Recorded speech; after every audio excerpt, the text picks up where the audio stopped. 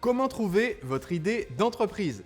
Bonjour, je suis Sébastien Knight, fondateur du mouvement des entrepreneurs libres et chaque lundi, je partage avec vous les lectures de l'entrepreneur libre, c'est-à-dire une pépite issue de l'un des 500 meilleurs livres d'entrepreneuriat, développement professionnel et marketing que j'ai lu au cours des 10 dernières années. Aujourd'hui, j'aimerais parler d'un sujet hyper important qui est le choix à la base de l'entreprise que vous allez créer.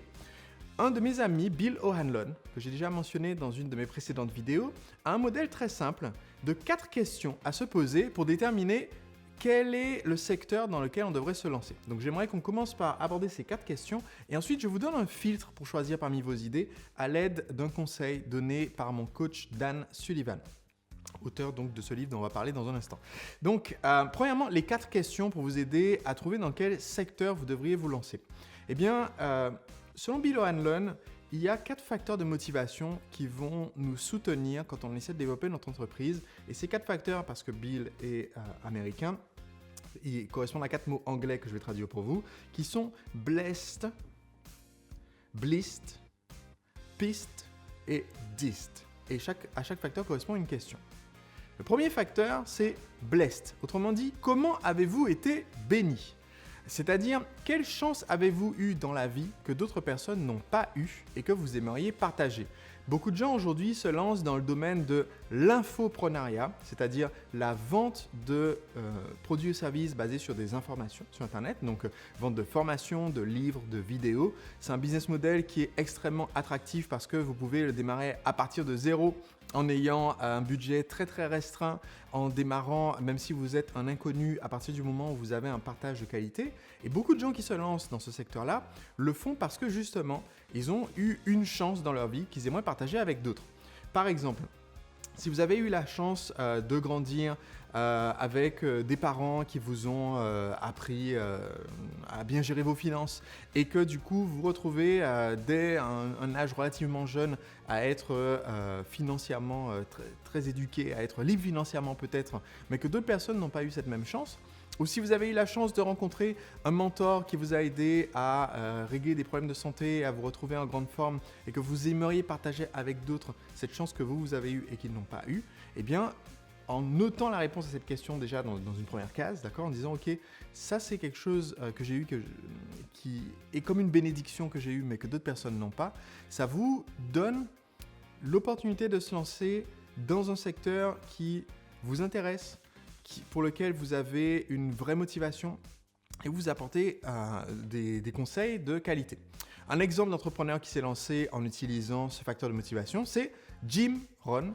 Jim Rohn est l'un des plus grands noms du développement personnel et il est malheureusement décédé il y a quelques années.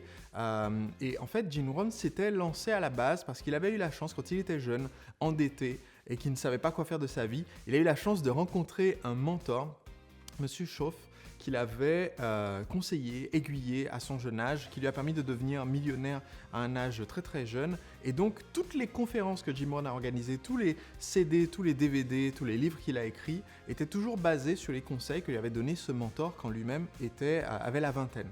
Donc première question à se poser, c'est comment est-ce que j'ai été béni? Deuxième question à se poser, c'est blissed. Autrement dit, qu'est-ce qui me cause l'extase?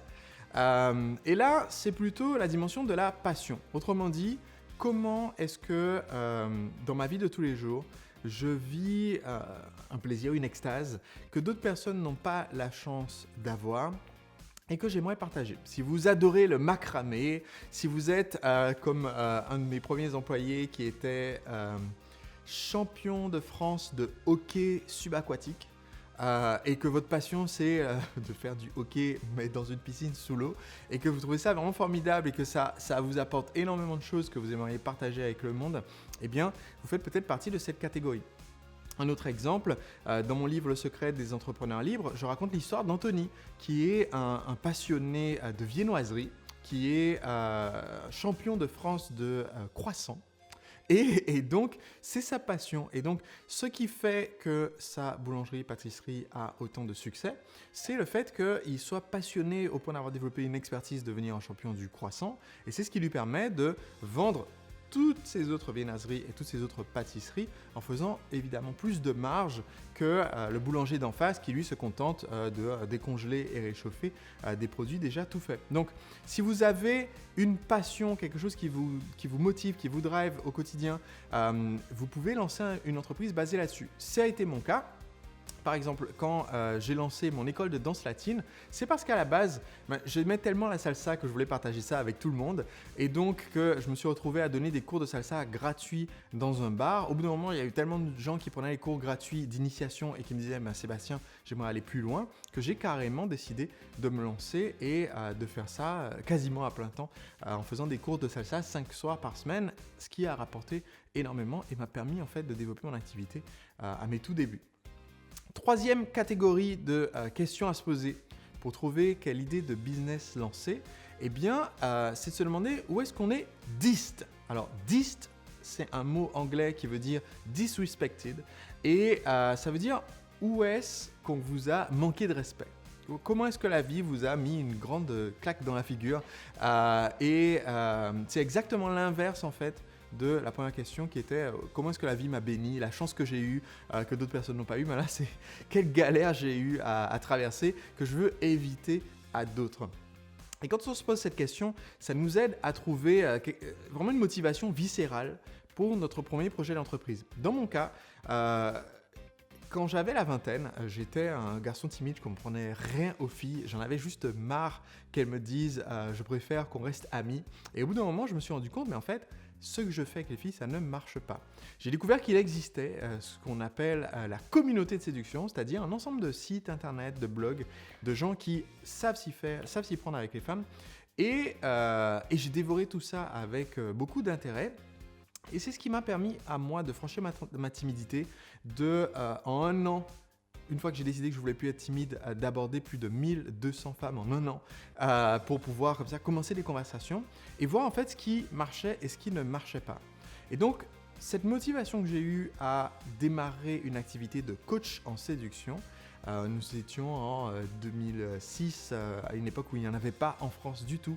Aujourd'hui, il y a près de 900 coachs en séduction d'après mon estimation.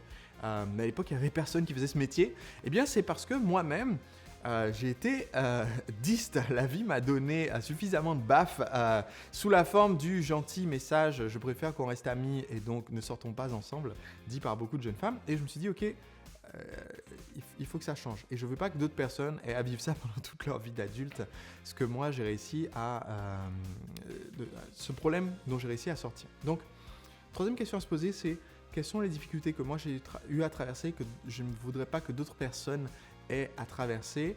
Un exemple d'un de mes clients qui a démarré son business sur ça, c'est par exemple Alexandre Larouel, qui a un site qui s'intitule Manger Vivant.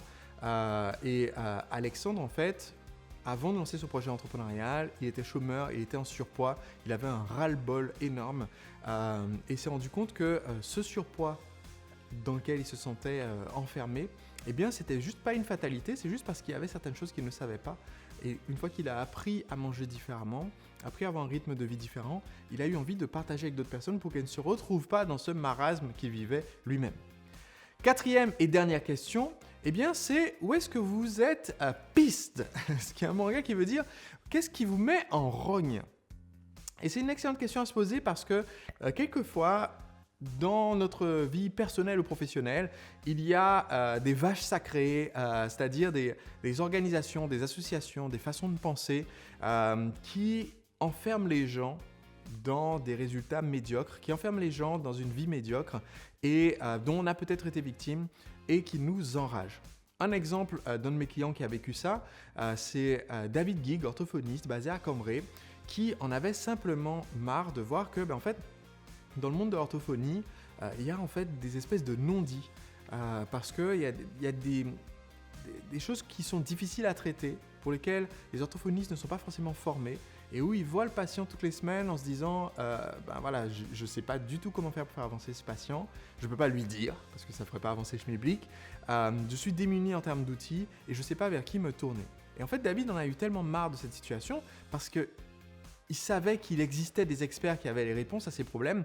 Un exemple, c'est les problèmes de déglutition chez les malades atteints de maladies neurodégénératives. Et il s'est dit, mais en fait, si je faisais intervenir l'experte mondiale sur le sujet et qu'elle faisait une petite conférence et qu'on filmait la conférence, eh bien ça nous permettrait d'avoir des vidéos qu'on pourrait mettre sur DVD par exemple pour partager avec des orthophonistes dans toute la francophonie en l'occurrence puisque c'était une conférence en français et donc permettre à des milliers de personnes d'acquérir ces techniques, permettre donc à des milliers ou des dizaines de milliers de patients de résoudre leurs problèmes.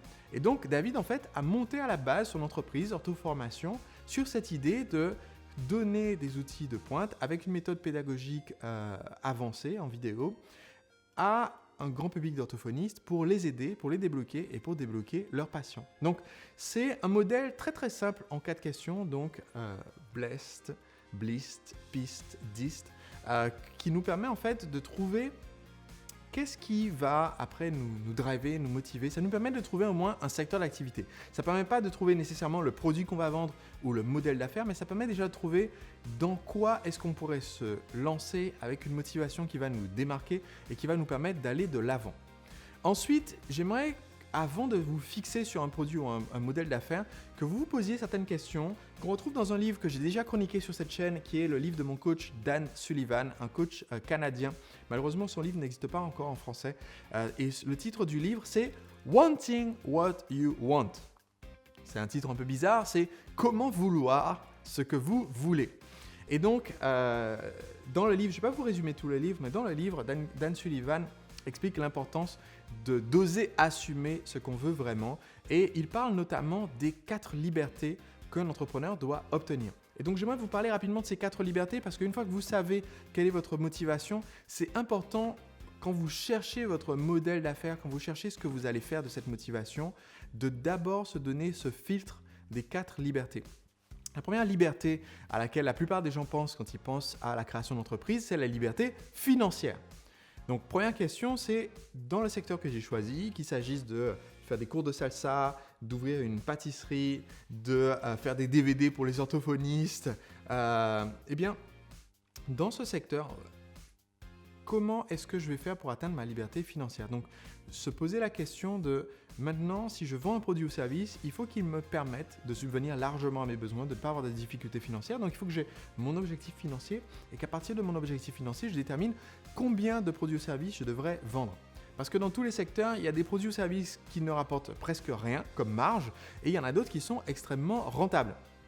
Un de mes mentors, par exemple, a une entreprise qui vend ils vendent des petits accessoires d'épicerie du quotidien et notamment un de leurs produits d'appel, c'est des mèches de bougies pour les gens qui fabriquent les bougies eux-mêmes. Apparemment, c'est un marché extrêmement porteur. Et ce qu'il me disait, c'est en fait, Sébastien, personne ne fait de profit en vendant les mèches de bougies en fait.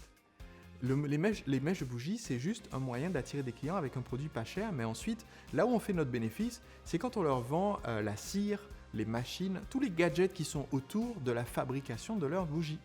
Donc, c'est super important de savoir, en fait, quand vous explorez un business, de savoir quels sont les produits qui rapportent. Malheureusement, beaucoup d'entrepreneurs se lancent en observant simplement la concurrence en disant « tiens, ils vendent tel produit, je vais vendre le même produit moins cher ». Mais ils ne savent pas que dans ce business, c'est le produit vendu en vente additionnelle qui génère en fait le bénéfice. Et donc, si vous vendez juste les mèches de bougies, mais pas la machine qui fait les bougies, vous êtes sûr de faire faillite parce que personne ne gagne de la thune sur les mèches de bougies. D'accord ? Donc, premier point, c'est la liberté financière. Se poser la question, voir mon idée à travers ce filtre de liberté financière, quels sont les produits qui rapportent dans ce secteur. Deuxième filtre, qui est peut-être encore plus important, parce que la majorité des entrepreneurs ne créent pas leur entreprise que pour l'argent, ils créent leur entreprise pour la liberté de temps. C'est le deuxième facteur. C'est se demander en fait, dans ce secteur dans lequel j'envisage de me lancer, quelles sont les activités extrêmement chronophages que je devrais éviter ou limiter et quelles sont les activités qui ont un très fort effet de levier, c'est-à-dire qui rapportent beaucoup pour peu de temps passé. Un exemple, un de mes clients, Steve Anthony, qui dirige la Didax Academy à Madrid, qui est une entreprise qui fait en fait du soutien scolaire aux élèves, eh bien, une des premières analyses que j'ai poussé à faire à Steve, c'est de se rendre compte qu'en fait, dans son secteur, ce qui ne rapporte que très peu d'effets de levier, ce qui rapporte très peu par rapport au temps qu'on passe, c'est de faire des cours individuels. La plupart des profs font des cours individuels parce que ça leur semble plus facile à vendre, parce qu'ils se disent, bon ben ok, c'est comme ça que tout le monde démarre, mais en fait, impossible d'avoir liberté, money et time, en même temps, liberté financière et liberté de temps simultanément en faisant des cours individuels. Donc je l'ai poussé, je l'ai incité, lui ai suggéré, je l'ai cajolé jusqu'à ce qu'il décide d'arrêter de faire des cours individuels et de faire que des cours collectifs. Et là, ça peut sembler être une prise de risque parce que c'est un peu plus dur de vendre les cours collectifs, mais c'est un énorme effet de levier parce que pour le même tarif horaire par élève, vous pouvez maintenant avoir 8 élèves et donc gagner 8 fois plus par heure. Donc vous pouvez avoir un emploi du temps qui est 2 fois plus léger et gagner 4 fois plus d'argent. Donc c'est la question à se poser, quel que soit le modèle d'activité, qu'on vende du produit ou du service, c'est quel produit ou service va me donner le plus d'effet de levier sur mon temps, nécessiter le moins de temps de production et générer le plus de marge. La troisième liberté que vous devez viser, c'est la liberté relationnelle. C'est quoi la liberté relationnelle? Eh bien, c'est de travailler avec qui vous voulez, avec les meilleurs clients, avec les meilleurs partenaires, employés, prestataires. Donc ça veut dire dès le départ créer l'équivalent de ce que dans mon entreprise j'appelle la règle zéro emmerdeur. Alors, si vous avez déjà regardé mes vidéos où je vends mes produits ou services ou mes webconférences, vous remarquez qu'à chaque fois, je fais un petit point où j'explique que dès le démarrage de mon entreprise, le mouvement des entrepreneurs libres, j'ai choisi de ne travailler qu'avec des gens qui sont honnêtes envers eux-mêmes et avec leurs clients, des gens qui sont prêts à se remettre en cause, des gens qui veulent apporter énormément en vendant un produit ou service de qualité et que je ne suis pas intéressé pour travailler avec des gens qui veulent juste gagner un sou malhonnête en refourguant un produit dont ils ne savent même pas quelle est la qualité parce que ces valeurs pour moi sont importantes. Donc j'explique toujours ça dans mon processus de vente parce que ça me permet après, ma communauté de clients avec qui je suis en interaction toutes les semaines, eh bien ça me permet d'être sûr que ce sont que des gens qui reflètent mes valeurs. Et malheureusement, beaucoup trop d'entrepreneurs, parce qu'ils essayent de vendre entre guillemets à tout le monde, eh bien se retrouvent forcés de travailler avec des gens qu'ils n'aiment pas. Et la vie est trop courte pour travailler avec des clients que vous n'aimez pas. Donc dans votre secteur d'activité, c'est important de se dire aussi, mais en fait, quelle est la typologie de clients qui me correspond, avec qui j'aimerais travailler et quelles sont les personnes avec qui je n'aimerais pas travailler. Pour certains, ça veut dire peut-être que je veux travailler qu'avec des entreprises, en business to business et pas avec des particuliers. Parce que je veux uniquement des clients qui vont m'acheter mon produit en gros et pas venir pinailler pour un produit acheté à l'unité. Vous vendez des machines de sport par exemple, eh bien peut-être que vous préférez juste des clients qui sont des salles de sport qui vont vous prendre 30 machines et qui ne vont pas venir acheter une machine et venir râler la semaine d'après en disant oui mais en fait j'ai acheté la machine mais depuis je me suis foulé à la cheville donc je voudrais être remboursé. Peut-être que vous préférez juste travailler avec des gens qui achètent en gros. Donc il faut se poser la question en fait dès le départ, cette liberté relationnelle avec qui je veux travailler. Et enfin la quatrième liberté, eh bien la quatrième liberté c'est la liberté de mission, c'est-à-dire choisir en fait concrètement vous, qu'est-ce qui va vous faire vivre, vous nourrir dans ce secteur d'activité pendant 10 ans. Ne pas juste essayer de poursuivre une opportunité, c'est très très important. J'ai déjà fait d'autres vidéos où je vous parle de la différence entre entrepreneur opportuniste et entrepreneur stratégique. Si vous faites une petite recherche sur ma chaîne, vous allez voir, c'est un des concepts les plus importants pour devenir un entrepreneur libre que de ne pas juste poursuivre une opportunité en se disant il y a de l'argent là-dedans, il y a de l'argent dans, je sais pas moi, vendre aux gens des wallets de crypto-monnaie, donc je vais faire ça. Il y a de l'argent dans vendre des spinners parce que c'était l'hiver 2016-2017 et donc c'est la mode, donc il faut absolument vendre ça. Il faut plutôt se dire mais en fait qu'est-ce que je vais vendre maintenant que j'aurais encore envie de vendre dans 10 ans parce que selon moi c'est un produit ou un service qui est important et dont les gens auront encore besoin dans 10 ans. C'est le seul moyen d'être pérenne parce que voilà, des vidéos de conseils de gens qui vous disent comment démarrer un business sur des opportunités, il y en a plein sur YouTube. Des vidéos de gens qui sont là depuis plus de 10 ans et qui vous donnent des conseils, il y en a beaucoup moins. Pourquoi ? Parce que ceux qui chassent les opportunités, eh bien, ils sont condamnés à toujours chasser l'opportunité, à jamais trouver celle qui va vraiment marcher et à toujours être en train de vivoter, tricher un peu et pas créer une entreprise pérenne. Voilà donc comment trouver votre idée d'entreprise. Merci d'avoir suivi cet épisode jusqu'au bout. J'ai une petite demande pour vous. Aidez-moi à vous aider. En ce moment, je réponds à toutes les questions qui me sont posées. Du moins, je fais de mon mieux. Si vous allez sur entrepreneurlibre.com/questions au pluriel, eh bien, vous pouvez me poser votre question afin que je puisse vous répondre dans un prochain épisode en vidéo. Faites-le maintenant. Ça me permet de savoir quelles sont les thématiques sur lesquelles vous avez besoin de conseils pour devenir entrepreneur libre à votre tour.